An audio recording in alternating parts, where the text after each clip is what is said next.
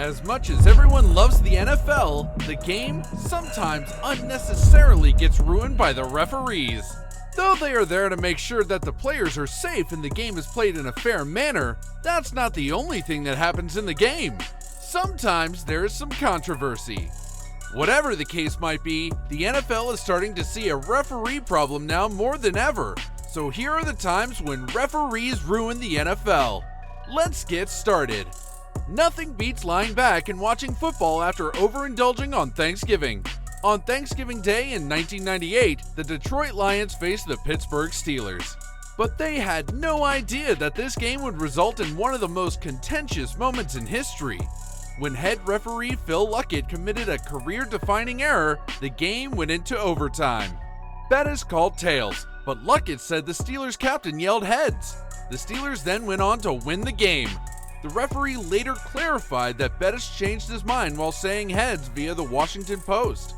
Lions fans, on the other hand, refused to forgive him. It remains divisive because some believe he made the call unnecessarily, while others believe he did the right thing.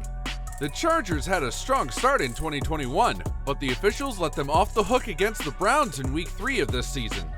Myles Garrett was enraged after the game because the Chargers were wrongfully granted a pass interference charge. It was completely incorrect, but the worst part was that it resulted in the Chargers' game-winning score. Cleveland, of course, felt cheated.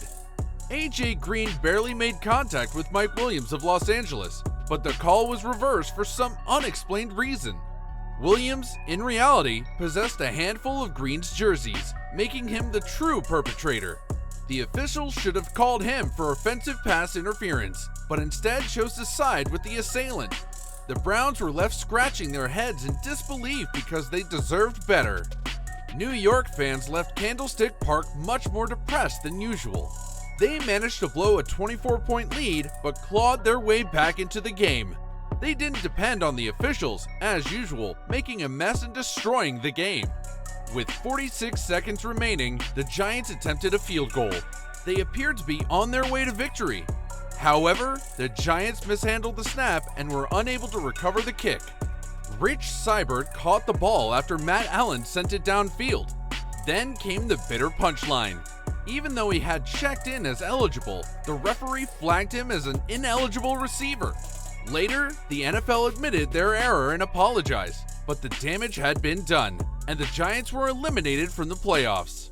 To be honest, the Packers were really fortunate to win the Super Bowl in 1965. They did, however, profit from a heinous bit of officiating that would never happen in the modern game.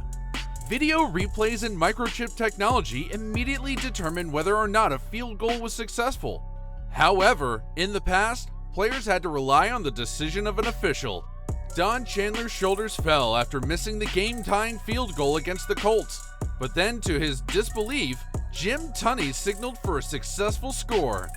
"I didn't hit the ball real square on the field goal kick, and I was surprised it was called good," he said. "It was definitely outside the post when I picked up the flight. Bart Starr, the holder, always said it was inside and then curved away, but it was higher than the pipe." But in the end, the Packers defeated Baltimore. This was a tough day at the office for Aaron Rodgers and company because the referee had it out for them. Before the game, they must have whispered something to referee Ron Green. That's because the official and his crew made unnecessary calls against the Packers. Before knocking the ball out of Rodgers' hand, Michael Adams tugged on his helmet.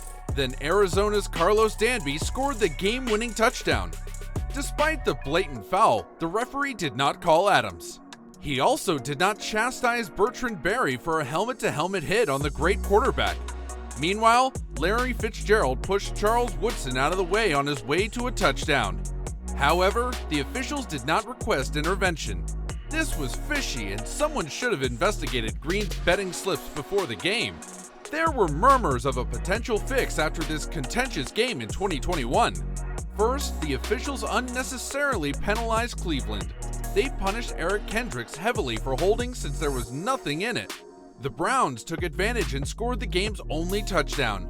But it wasn't the end of the dispute because the Vikings were wrong again. Greedy Williams, a Browns defensive back, obviously had Adam Thielen in the end zone. Because the Cleveland player was all over him, The Vikings receiver was unable to make a play for the ball. However, for some strange reason, the officials did not call defensive pass interference. It was much clearer than their judgment against Kendricks, but they managed the game like blinking horses. If there was a competition for the shadiest single game in NFL history, this would be a strong contender. The multitude of questionable rulings in favor of the Steelers made Super Bowl 40 an extremely contentious event. We're not sure what Mike Holmgren did to the referee before the game, but the referees were biased against the Seahawks. There was the moment when they needlessly called Darrell Jackson for offensive pass interference after he fairly competed for the ball against Chris Hope. One bad call is frustrating, but several are infuriating. They awarded Ben Roethlisberger a touchdown even though his helmet crossed the line but not the ball. There were a few more decisions that caused Seahawk fans to gnash their teeth in rage. Houston edged the Bills in the 2020 AFC wildcard game, but Buffalo felt cheated. They were aware that the referee had made a blunder that had turned the game on its head.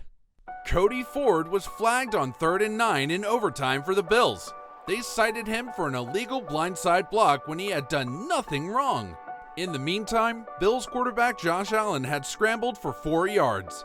Games are won by the smallest of margins, but the officials may have cheated the Bills. What could have been a 56-yard field goal attempt became a Texans victory. In 2021, NFL Senior Vice President of Officiating Training and Development Walt Anderson admitted in a training video that the call was incorrect. However, someone should inform Ford of this because the NFL fined him $28,000. The America's team had a good start to the 2021 season, but it could have been even better. In Week 1, they faced the reigning Super Bowl champions and were competitive throughout.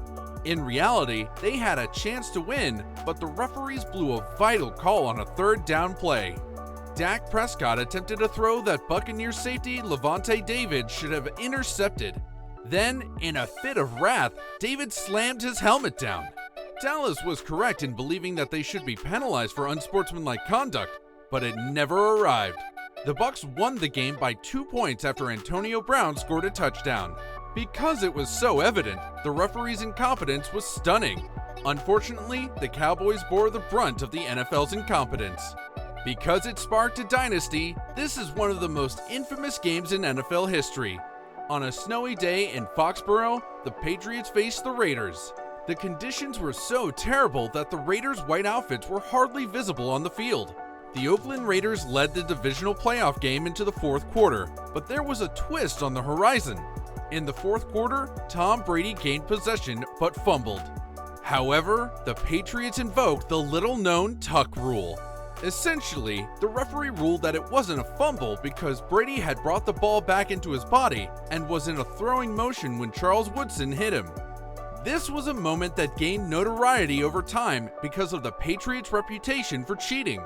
In 2013, the NFL owners voted the tuck rule out because it needlessly caused controversy. And that's all for this video, folks. What are your thoughts on it? Let us know in the comments below. If you enjoyed this video, then hit the like button, subscribe to the channel, and don't forget to hit the bell icon. Thanks for watching, and we'll see you next time.